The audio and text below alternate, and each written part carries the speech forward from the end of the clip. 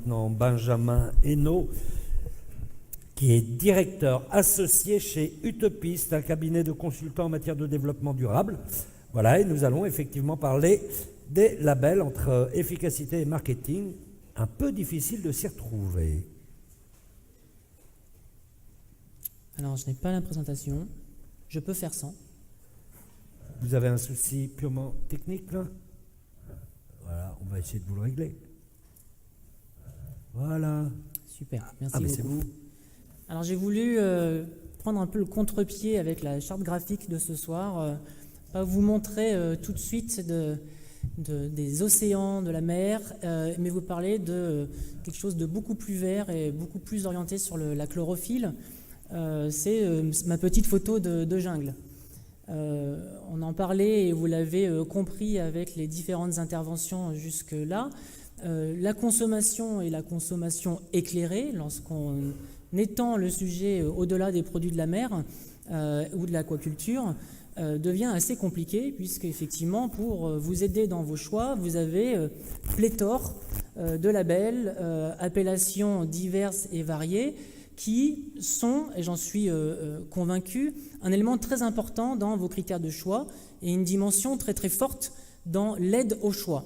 Donc le propos de ma présentation ce soir n'est pas de vous dire qu'il ne faut fuir les labels, au contraire, je pense que c'est vraiment un acte très important et un signal très important dans votre acte de choix, mais vous expliquer que le label est une des réponses à ces questionnements assez difficiles et n'est pas la seule réponse à ces questionnements.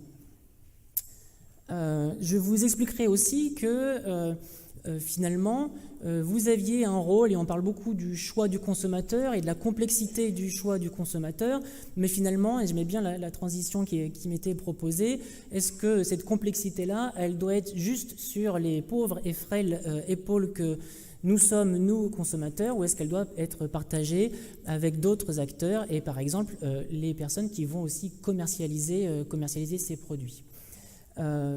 Notre vie se transforme petit à petit. Je ne sais pas pour ceux qui sont le plus loin si vous arrivez à lire, mais je vais vous la lire. C'est un dessinateur qui résume assez bien finalement les dilemmes dans lesquels on est systématiquement lorsqu'on veut acheter quelque chose. Donc là on parle de merguez, mais on pourrait vous parler de produits de la mer.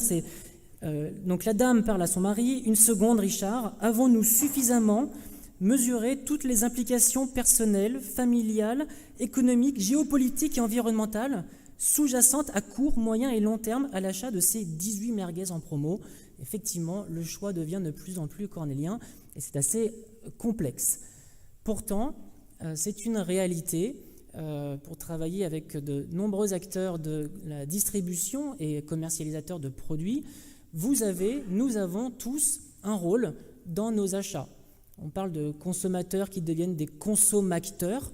Vous pouvez avoir un rôle de militantisme à votre niveau lorsque vous choisissez telle ou telle catégorie de produits, lorsque vous choisissez de consommer local plus que des produits qui viendraient de loin, voire très loin, lorsque vous vous posez des questions sur le mode de production, est-ce qu'il est plutôt artisanal ou plutôt industriel, et bien finalement, ces choix-là, dans vos actes, vous vous en rendez peut-être pas forcément compte, mais influencent derrière les choix et les stratégies des produits qu'on retrouvera demain et après-demain dans nos linéaires. Lorsque un consommateur interpelle son poissonnier ou son boucher sur une question lambda à laquelle il ne sait pas forcément répondre, vous avez quelque part un petit téléphone rouge qui va sonner tout en haut d'une hiérarchie qui va dire « Ouh là là, qu'est-ce qui se passe? J'ai quelqu'un qui m'a posé une question ». Donc la vraie responsabilité du consommateur, c'est déjà de s'intéresser à ce qu'il consomme, de s'intéresser à ce qu'il mange lorsqu'on parle de produits d'alimentation et d'interpeller les gens qui sont censés vous aider, donc votre poissonnier, votre boucher et pourquoi pas escalader sur ces différents sujets. Alors, appliquer à des produits de la mer, qu'est-ce que cela veut dire ? Je passe très rapidement ma seule slide avec des chiffres, pour des chiffres qui ont déjà été mentionnés jusqu'à présent. Peut-être le chiffre qui est assez important, c'est que 73% des produits de la mer que vous consommez aujourd'hui sont achetés directement dans des hyper et supermarchés. Donc, ces acteurs d'hyper et supermarchés ont aussi une responsabilité, ont aussi des moyens de pédagogie, ont aussi des moyens de transformation de l'offre pour vous aider, pour nous aider dans ces démarches. Vous n'êtes pas seul dans cette complexité de sujets. De nombreux acteurs vous proposent des aides au choix et de la pédagogie, que ce soit des acteurs du monde associatif, comme par exemple l'association Bloom que j'ai mentionnée ici, qui vous donne des guides de pratique pour le mieux consommer, que ce soit des initiatives comme Mr Goodfish, que je vous incite aussi à aller voir, des associations de consommateurs comme UFC Co-Choisir, ou encore, on en parlait tout à l'heure, j'ai consulté le guide de poche, qui tient dans une grande poche, certes, mais le guide de poche de l'Union européenne sur l'aide au décryptage des étiquetages que vous êtes censé retrouver. C'est une bonne... Alors, quelques initiatives aussi que vous pouvez retrouver sur des applications, type application pour vos téléphones.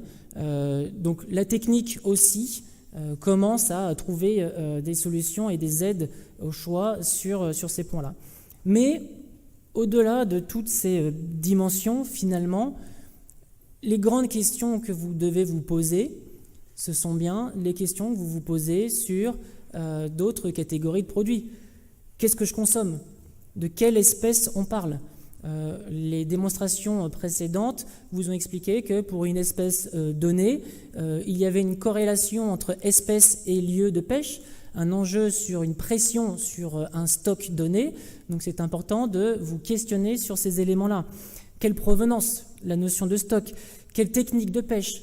Depuis décembre 2014, il y a un étiquetage est censé vous expliquer les techniques de pêche qui ont permis de prélever les poissons qui sont commercialisés. On en parlait tout à l'heure. Le chalut, effectivement, c'est à proscrire dans une espèce de hiérarchie de techniques de pêche par rapport à des casiers ou de la pêche à la ligne. Donc cette question-là, quand vous consommez du poisson, qui est mais finalement ce poisson, comment est-ce qu'il a été pêché, est une dimension aussi importante. On parlait tout à l'heure de type de production. Eh bien oui, effectivement, dans ces types de production, il y a des productions industrielles, il y a des productions artisanales. Vous voyez sur des étals de rayons de produits de la mer des visages apparaître. Derrière des bateaux, il y a aussi des activités, il y a aussi des pêcheurs et des producteurs, et des acteurs qui sont, pour certains, des acteurs artisanaux, et bien privilégier aussi la pêche artisanale, par exemple. Et donc tous ces éléments sont des éléments à prendre en complément des approches qui peuvent être certifiantes. On a parlé de ASC et MSC. Je retiens que déjà ASC et MSC ont une valeur importante puisqu'ils vous distinguent de manière assez simple ce qui provient de l'aquaculture versus de ce qui provient de la pêche. Mais il faut aussi savoir finalement dépasser l'approche juste labellisante et vous poser un certain nombre de questions. Je prends le point aussi sur la réflexion qu'il y avait en tout début d'intervention. On mange de toute façon trop de poissons et vous l'avez compris, une partie du poisson pêché est utilisée aussi pour nourrir des animaux d'élevage, donc aussi de viande. Donc il y a une vraie question sur la protéine alimentaire et un vrai enjeu de diminuer notre consommation de protéines animales, en tout cas tel qu'on le réalise aujourd'hui. Sur l'aquaculture, eh bien, effectivement, même type de questionnement. De quelle espèce on parle? Il y a un enjeu de faire la distinction entre, pour une espèce donnée, est-ce qu'elle a été issue de ferme aquacole ou est-ce que c'est un produit d'élevage? C'est votre premier niveau de compréhension de cet exercice-là.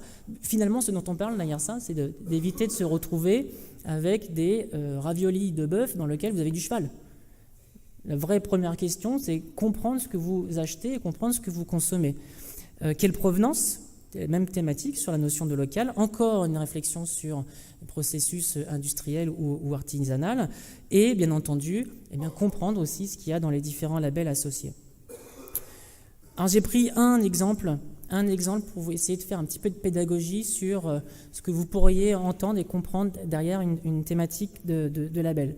À gauche, il y a une démarche que je connais très bien, puisque j'ai contribué à construire cette démarche, qui est une démarche d'un distributeur qui s'appelle Système-U. Et vous avez en bas de un petit logo bleu qui s'appelle engagement ressources.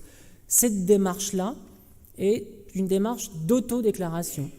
C'est-à-dire que derrière cette démarche-là, il y a potentiellement un cahier des charges, je peux vous le dire, j'ai contribué à ce cahier des charges, mais il y a derrière une réflexion sur quel est ce cahier des charges, est-ce qu'il est public, est-ce que j'y accède, qu'est-ce qu'on a voulu traiter comme différents types de critères dans ce cahier des charges, est-ce qu'il s'agit uniquement d'environnement, est-ce qu'il s'agit uniquement de sujets sur les stocks, est-ce qu'il y a une dimension sociale ou sociétale, c'est très important, qui a été prise en compte dans ce cahier des charges, et derrière cette démarche d'auto-déclaration d'une entreprise, d'un industriel ou d'un distributeur, il vous faut comprendre quel est le cahier des charges associé. Vous avez à droite, sur une boîte de thon d'un acteur, marque nationale, une autre type de démarche que vous connaissez, qui est la démarche MSC. Même questionnement. Qu'est-ce qu'il y a dans le cahier des charges? Est-ce que le cahier des charges est public? Est-ce qu'il y a une certification qui est réalisée par une tierce partie, etc. Donc c'est le même type de questionnement que vous devez vous poser sur ces différentes démarches. Et enfin, je fais un petit peu de publicité quand même pour ce label. Donc les deux premières sont des démarches privées. D'un côté, Système-U, d'un autre côté, une association, donc MSC, ce sont des démarches privées. Sur votre droite, vous avez une démarche qui est publique, qui est notre, on va dire, futur label de pêche responsable, qui est encore naissant, on va dire, et qui, à mon avis, vocation à prendre plus de place. Alors, tout à l'heure, je vous ai, en introduction, et je finirai sur ce point-là, parlé finalement d'une complexité dans votre acte d'achat et une réflexion sur est-ce que c'est finalement au consommateur, au citoyen de porter à lui seul toute cette complexité et de devenir en soi expert à la place des experts. Il y a une grande tendance que l'on constate auprès de marques nationales, auprès de distributeurs, qui est d'essayer de renforcer et de pousser une offre qui serait 100% responsable. Et cette offre qui serait 100% responsable, vous commencez à la voir apparaître sur des catégories de produits, typiquement les œufs. C'est quelque chose et les œufs élevés en plein air. Vous allez voir que cette thématique-là va se développer de plus en plus. Dans cette offre 100% responsable, et bien peut-être que demain, sur une étale de produits de la mer, vous pourriez trouver des produits d'aquaculture avec une certification agriculture biologique. Vous pourriez trouver une présentation de petits producteurs locaux et d'artisanat sur telle catégorie de produits. Vous pourriez trouver des produits MSC. Et finalement, vous n'auriez pas à choisir entre un moins mauvais choix parmi N, mais juste acheter, sachant qu'on vous a proposé, sur toutes les catégories de produits proposés, les produits les plus vertueux. Merci à vous. Ok.